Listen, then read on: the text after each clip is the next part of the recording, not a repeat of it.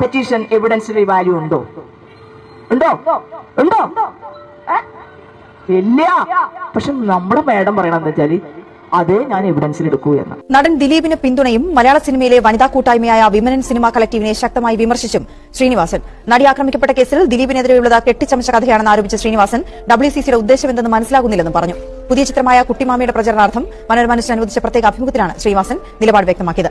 അഭിമുഖം ഇന്ന് വൈകിട്ട് 7:30 മനോരമ ന്യൂസിൽ സംപ്രേഷണം ചെയ്യും. അതായത് ഈ സംഭവം നടന്നിട്ട് ഒരാഴ്ച കഴിഞ്ഞിട്ട് ദിലീപ് രംഗത്ത് വരുന്നത് തന്നെ. അതുവരെ പൾസർ സുനി മാത്രമേ ഉണ്ടായിരുന്നുള്ളൂ. വളരെ കുട്ടപ്പ് ആയിട്ടുള്ളൊരു കഥയാണത്.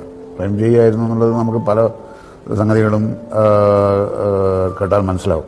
നടിയെ ആക്രമിച്ച കേസിൽ ദിലീപിനെതിരായുള്ളത് കെട്ടിച്ചമച്ച കഥയാണെന്ന് ശ്രീനിവാസൻ ആരോപിക്കുന്നു. 1.5 കോടി രൂപയ്ക്ക് പൾസർ സുനിക്ക് ദിലീപ് കൊട്ടേഷൻ നൽകിയെന്നത് വിശ്വസനീയമല്ല. അന്ന് കേട്ടിട്ടുള്ളത് പൾസർ സുനി എന്ന് പറയുന്ന ആൾക്ക് ദിലീപ് 1.5 കോടി രൂപ കൊടുത്തിട്ട് ഇങ്ങനൊരു കൃത്യം ചെയ്യിച്ചെന്നാണ് എനിക്കറിയാവുന്ന. ദിലീപ് 1.5 കോടി രൂപ പോയിട്ട് 1.5 പൈസ പോലും ചെലവാക്കില്ല ഇങ്ങനത്തെ പരിപാടി കണ്ടിട്ട്. അസുഖബാധിതനായി ചികിത്സ കഴിഞ്ഞ ഇതാദ്യമായി ക്യാമറയ്ക്ക് മുന്നിലേക്ക് എത്തിയ ശ്രീനിവാസൻ വിമൻ ഇൻ സിനിമ കളക്ടീവിനെതിരെയും തുറന്ന വിമർശനം ഉന്നയിച്ചു. WCC എന്ന് പറഞ്ഞാൽ എന്താണ് അവരുടെ ഉദ്ദേശം, അവരുടെ ആവശ്യം എന്താണെന്ന് എനിക്ക് ഇതുവരെ മനസ്സിലായില്ല. സിനിമാ രംഗത്തെ വനിതാ കൂട്ടായ്മയാണ് അവർ ഉന്നയിക്കുന്ന പല പ്രശ്നങ്ങളുണ്ട്. അവരുടെ ആവശ്യം തൊഴിൽ തുല്യത എന്ന് പറഞ്ഞാൽ ആയില്ല.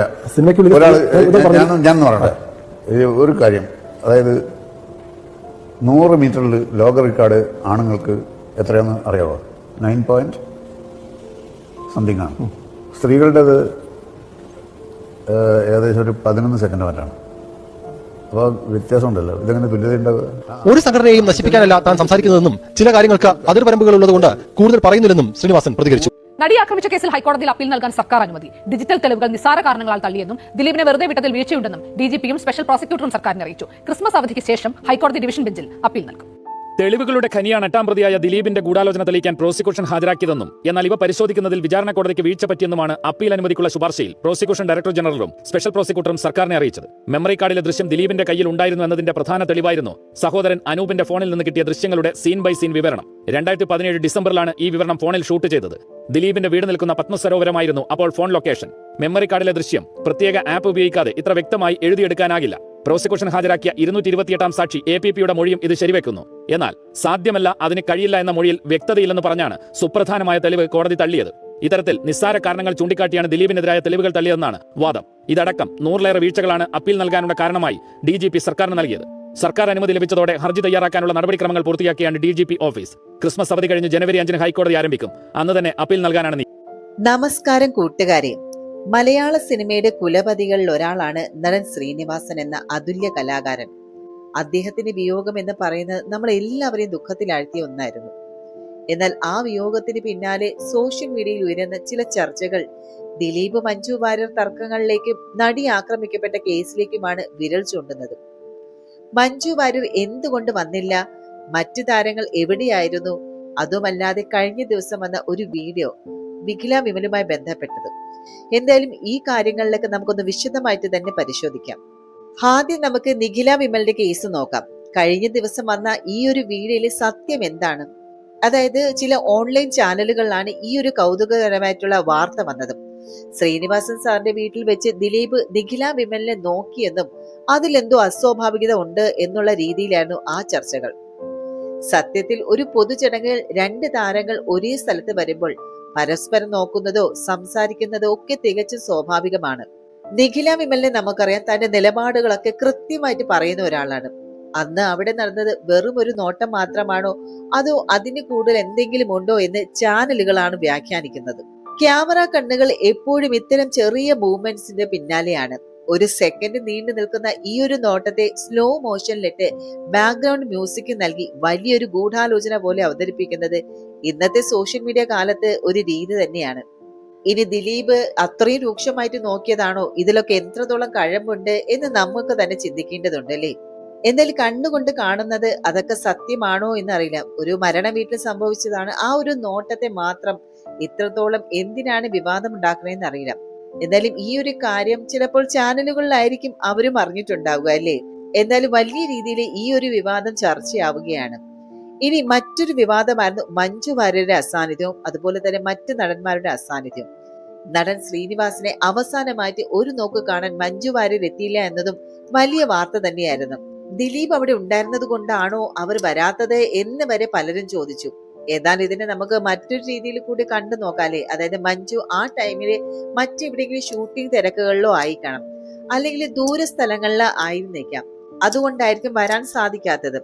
പിന്നെ അവര് ഈ ഒരു മരണ വാർത്ത അറിഞ്ഞപ്പോൾ തന്നെ തന്റെ സോഷ്യൽ മീഡിയയിലൂടെ തന്റെ ആദരാഞ്ജലികൾ അർപ്പിക്കുകയും ചെയ്തിരുന്നു. എന്തായാലും വ്യക്തിപരമായ കാരണങ്ങൾ കൊണ്ട് ഒരാൾ വരാതിരിക്കുമ്പോൾ അതിനെ ഈ കേസുമായിട്ടും ദിലീപുമായിട്ടും മാത്രം ബന്ധിപ്പിക്കുന്നത് എത്രത്തോളം ശരിയാണ് എന്നത് നമുക്ക് ചിന്തിക്കേണ്ട ഒരു വിഷയമാണ്. അതുപോലെ തന്നെ ജയറാമും ഉർവശിയും അവരും എത്തിയിരുന്നില്ല എന്നുള്ള കാര്യവും ശ്രദ്ധേയമാണ്. അവരുടെ അവസ്ഥ ഇത് തന്നെ ആയിരിക്കും. എന്തായാലും നടൻ ശ്രീനിവാസുമായിട്ട് വർഷങ്ങളുടെ ഒരു ആത്മബന്ധമുള്ള ആളാണ് ജയറാമോ, ഉർവശി തുടങ്ങിയ വലിയ താരങ്ങളെല്ലാം. പലർക്കും ആ ചടങ്ങിൽ പങ്കെടുക്കാൻ സാധിച്ചിരുന്നില്ല. ജയറാം തന്റെ സിനിമയുടെ ഷൂട്ടിങ്ങുമായി ബന്ധപ്പെട്ട് വിദേശത്തോ മറ്റോ ആയിരുന്നു. അതുപോലെ ഉർവശിക്കും അന്നേ ദിവസം അവിടെ എത്താനും സാധിച്ചില്ല.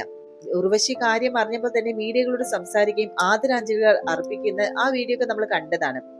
എന്നാലും ഈ സിനിമ എന്നത് പറയുന്നത് ഒരു വലിയ വ്യവസായമാണ്.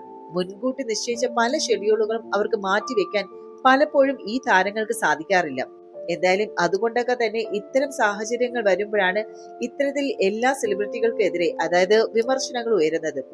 അതുകൊണ്ട് തന്നെ ഈ ഒരു വിഷയം അത്ര രീതിയിൽ നമ്മൾ ചർച്ചയാക്കണം, അല്ലെങ്കിൽ വലിയൊരു വിവാദമാക്കേണ്ട ആവശ്യമുണ്ടെന്ന് എനിക്ക് തോന്നുന്നില്ല. ദിലീപ് ആ ഫ്യൂണറൽ ചടങ്ങിൽ ഫുൾ ടൈം ഉണ്ടായിരുന്ന ഒരാളാണ്. അതുകൊണ്ടായിരിക്കാം മഞ്ജു വരാത്തത് എന്നുള്ള രീതിയിലുള്ള വ്യാഖ്യാനങ്ങൾ തന്നെയാണ് സോഷ്യൽ മീഡിയയിൽ. ഈ ഒരു ചർച്ചകൾക്ക് ചൂട് പിടിക്കാനുള്ള കാരണവും മറ്റൊന്നുകൂടിയുണ്ട്. അതായത് നടൻ ശ്രീനിവാസൻ മുൻപ് ദിലീപിനെ അനുകൂലിച്ച് സംസാരിച്ചിരുന്നു എന്നതാണ്. നടി ആക്രമിക്കപ്പെട്ട കേസിൽ ദിലീപ് കുറ്റക്കാരനാണെന്ന് അദ്ദേഹം വിശ്വസിച്ചിരുന്നില്ല. ദിലീപ് 1.5 പൈസ പോലും ഇതിനായിട്ട് ചെലവാക്കില്ല എന്ന അദ്ദേഹത്തിന്റെ വാക്കുകൾ അന്നേ വലിയ വാർത്തയായിരുന്നു. ഈ കാര്യം അന്ന് WCC അംഗങ്ങൾക്കിടയിൽ അതൃപ്തി ഉണ്ടാക്കിയിട്ടുണ്ടാകാം. ചുരുക്കത്തിൽ പറയുകയാണെങ്കിൽ സിനിമയിലെ ചേരിതിരിവുകൾ ഇതിനെയൊക്കെ ബാധിക്കുന്നുണ്ടാകാം. ലാലും ദിലീപും കൈകൊടുത്തത് പോലും വലിയ വിമർശനങ്ങൾക്ക് വഴിവെച്ചിട്ടുണ്ട്. പക്ഷെ ഓരോരുത്തർക്കും അവരുടേതായിട്ടുള്ള വ്യക്തിപരമായ കാരണങ്ങൾ ഉണ്ടാകാം. ശ്രീനിവാസൻ എന്ന അതുല്യ പ്രതിഭയെ അദ്ദേഹത്തിന്റെ കലയിലൂടെ ഓർമ്മിക്കാനാണ് നമ്മൾ ശ്രമിക്കേണ്ടത്. മഞ്ജു വാര്യരോ ജയറാമോ വരാതിരുന്നത് അവരുടെ സാഹചര്യങ്ങൾ കൊണ്ടാകാം. ഇതിനെ ഒരു വ്യക്തിഹത്യക്കുള്ള ആയുധമാക്കാതിരിക്കുക. കാരണം അവിടെ കണ്ട മറ്റൊരു കാഴ്ച ലാലും ദിലീപും തമ്മിൽ ഹസ്തദാനം നൽകുന്നതാണല്ലോ. നടി ആക്രമിക്കപ്പെട്ട കേസിന്റെ തുടക്കത്തിൽ ലാലിന്റെ നിലപാടുകൾ നമുക്കറിയാം. എന്നിട്ടും അവിടെ വെച്ച് അവർ പരസ്പര സ്നേഹം പങ്കുവച്ചു. ഇത് കാണിക്കുന്നതെന്ന് വെച്ചാൽ സിനിമ എന്ന വലിയ കുടുംബത്തിനുള്ളിൽ വ്യക്തിപരമായിട്ടുള്ള അഭിപ്രായ വ്യത്യാസങ്ങൾ ഉണ്ടാകാമെങ്കിലും ഇത്തരം വിയോഗ നിമിഷങ്ങളിൽ അവരൊക്കെ ഒന്നിക്കുന്നു എന്നതാണ്. ഇതിനെ നെഗറ്റീവായി കാണുന്നതിന് പകരം പ്രൊഫഷണലിസമായി കാണുന്നതാണ് ഏറ്റവും നല്ലത്. അവസാനമായിട്ട് എനിക്ക് പറയാനുള്ളത്, നമ്മൾ ഈ ചർച്ച ചെയ്ത കാര്യങ്ങളെല്ലാം ഒരു നാണയത്തിന്റെ 2 വശങ്ങൾ പോലെയാണ്. സത്യം ഇതിനിടയിൽ എവിടെയോ ആണ്. ശ്രീനിവാസൻ പോലെയുള്ള ഒരു പ്രതിഭയെ സംബന്ധിച്ചിടത്തോളം അദ്ദേഹം തന്റെ നിലപാടുകൾ വെട്ടി തുറന്നു പറഞ്ഞു. അത് ദിലീപിന് അനുകൂലമാണോ പ്രതികൂലമാണോ എന്നത് അദ്ദേഹത്തിന്റെ വ്യക്തിപരമായിട്ടുള്ള ഒരു ബോധ്യമായിരുന്നു. അതുപോലെ തന്നെയാണ് മഞ്ജു വാര്യരുടെയോ ജയറാമിന്റെയോ ഉർവശിയുടെ അസാന്നിധ്യം എന്ന് പറയുന്നത്. ഒരു ചടങ്ങിന് എത്താൻ പറ്റില്ല എന്നത് ഒരാളെ മോശക്കാരനാക്കാനുള്ള കാരണമല്ല. ഓരോരുത്തർക്കും അവരുടേതായിട്ടുള്ള സാഹചര്യങ്ങളും മാനസിക അവസ്ഥകളും ഉണ്ടാകാം. ഇനി ഈ പറയുന്ന നിഖില വിമൽ ദിലീപ് വിവാദം പോലുള്ള കാര്യങ്ങൾ പലപ്പോഴും ക്യാമറ കണ്ണുകൾ കാണുന്നതല്ല യാഥാർത്ഥ്യം എന്ന് പറയുന്നത്. ഒരു നോട്ടത്തെയോ ഒരു വാക്കിനെയോ വലിയ വിവാദമാക്കി മാറ്റുന്നത് ഇന്നത്തെ കാലത്ത് വളരെ എളുപ്പമാണ്. പക്ഷെ അത്തരം വാർത്തകൾക്ക് പിന്നാലെ പോകുമ്പോൾ നമ്മൾ മറന്നു പോകുന്നത് ആ പെൺകുട്ടിക്ക് ലഭിക്കേണ്ട നീതിയെക്കുറിച്ചും മലയാള സിനിമയ്ക്ക് നഷ്ടപ്പെട്ട വലിയൊരു പ്രതിഭയെക്കുറിച്ചുമാണ്. ഒരു സാധാരണ പ്രേക്ഷകൻ എന്ന നിലയിൽ എനിക്ക് തോന്നുന്നത് സിനിമയിലെ ഈ ചേരിതിരിവുകൾക്കും വാശികൾക്കും അപ്പുറം മനുഷ്യത്വപരമായിട്ടുള്ള ഒരു പരിഗണന എല്ലാവർക്കും നൽകേണ്ടതുണ്ട് എന്നാണ്. അതിജീവിതയുടെ പോരാട്ടത്തെയും മഞ്ജു വാര്യരുടെ അതിജീവനത്തെയും നമ്മൾ മാനിക്കണം. അതേസമയം തന്നെ കോടതിയുടെ പരിഗണനയിൽ ഇരിക്കുന്ന കേസുകളിൽ മുൻവിധികൾ ഇല്ലാതെ വിധി വരുന്നത് വരെ കാത്തിരിക്കുകയും ചെയ്യാം. എന്തായാലും ഈ വിഷയത്തിൽ നിങ്ങളുടെ ചിന്തകൾ എന്താണ്? നമ്മൾ ചർച്ച ചെയ്ത കാര്യങ്ങളോട് നിങ്ങൾ യോജിക്കുന്നുണ്ടോ? അതോ നിങ്ങൾക്ക് മറ്റൊരു കാഴ്ചപ്പാടാണോ ഉള്ളത്? എന്ത് തന്നെയായാലും മാന്യമായ ഭാഷയിൽ താഴെ കമന്റ് ചെയ്യുക. വീഡിയോ ഇഷ്ടപ്പെട്ടെങ്കിൽ ലൈക്ക് ചെയ്യാനും ചാനൽ സബ്സ്ക്രൈബ് ചെയ്യാനും മറക്കരുത്. മറ്റൊരു വിശകലനവുമായിട്ട് വീണ്ടും കാണാം. നന്ദി, നമസ്കാരം.